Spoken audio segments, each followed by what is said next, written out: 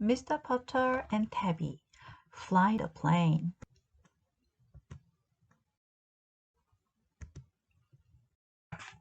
Chapter 1.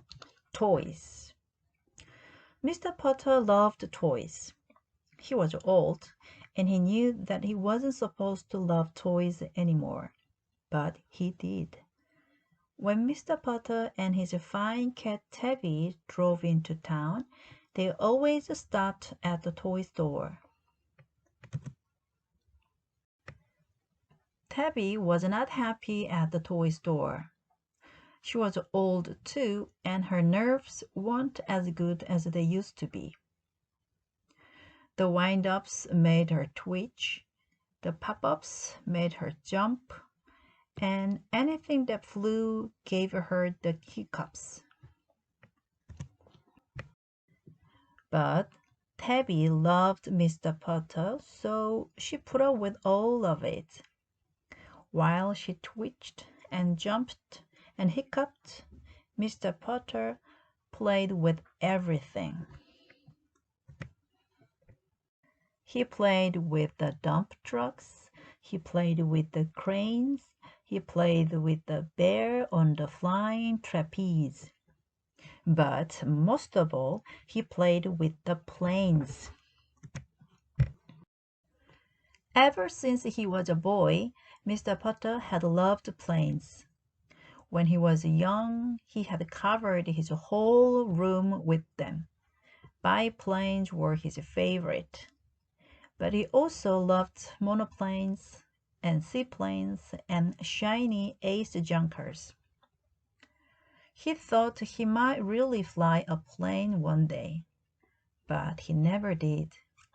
So now he just looked at toy planes every chance he got. One day when Mr. Potter and Tabby were in the toy store, and Tabby was hissing at a wind-up's penguin, Mr. Potter spotted a plane he had never seen before.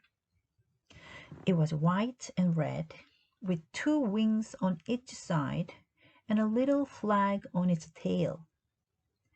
It was the most beautiful biplane he had ever seen. And it had a radio control, so a person might really fly it. Mr. Potter was in love. He bought the little plane and put it in the car with Tabby. He told her not to worry. He promised her a nice cup of tea with lots of cream and a warm English muffin. But still she hiccuped all the way home. Chapter 2. The Little Plane. Mr. Potter kept his promise. He gave Tabby tea with cream and warm English muffin. Then together they went outside to fly his new plane.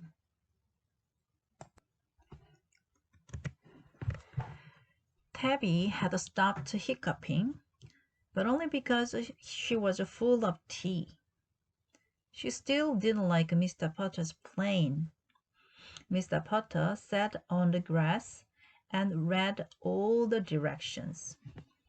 Then he put the plane on the grass and stepped back and pressed the start button. But the plane did not start. It just rolled over and died. Tabby purred. Mr. Potter ran to the little plane. He set it right again. He told it to be a good little plane. He stepped back and pressed the start button, but the plane did not start. It fell on its nose and died. Tabby purred and purred. Mr. Potter ran to the plane. He brushed the dirt off its nose. He told it to be a brave little plane. He stepped back and pressed the start button, but the plane did not start.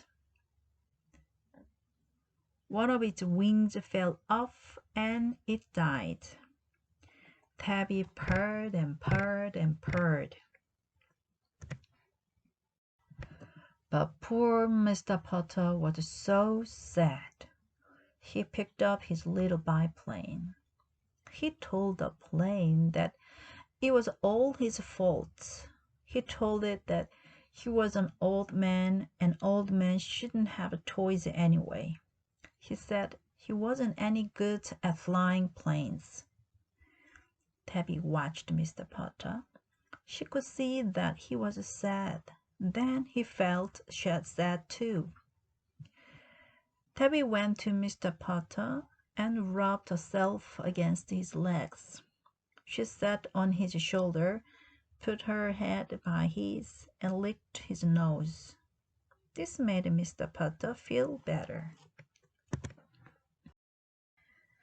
He decided to try again. He fixed the wing. He set the little plane on the grass. He told it that he and Tabby knew it was the best plane in the world. Then he pressed the start button. The little plane choked. The little plane coughed. The little plane gagged. But it didn't die. It warmed up and began to sound better.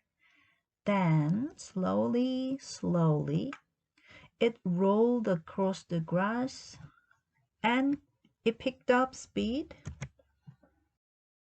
And then it flew.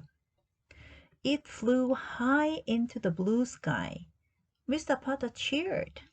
Tabby purred and hiccuped. Mr. Potter was finally flying a plane of his own.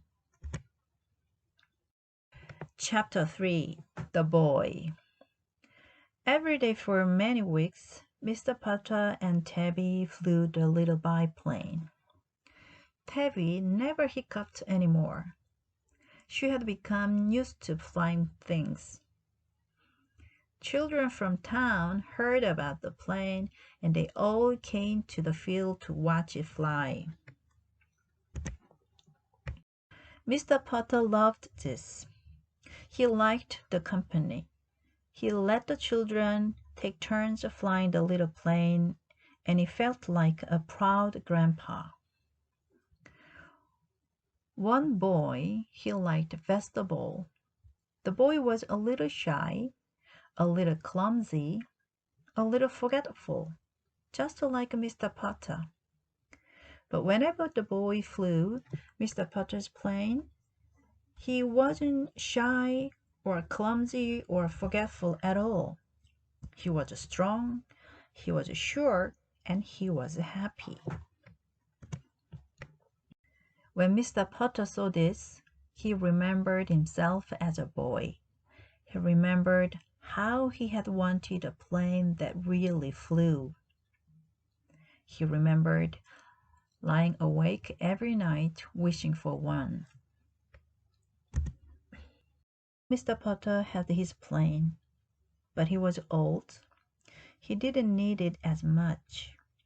He had Tabby, and she was everything he needed. So one day he gave his little biplane to the shy, clumsy, forgetful boy. The boy became a hero among the other children. And Mr. Potter and Tabby went back to their tea and muffins, their tulips and roses, their morning naps and afternoon puddings. And sometimes when they were out for a walk together, a proud little biplane flew high above their heads.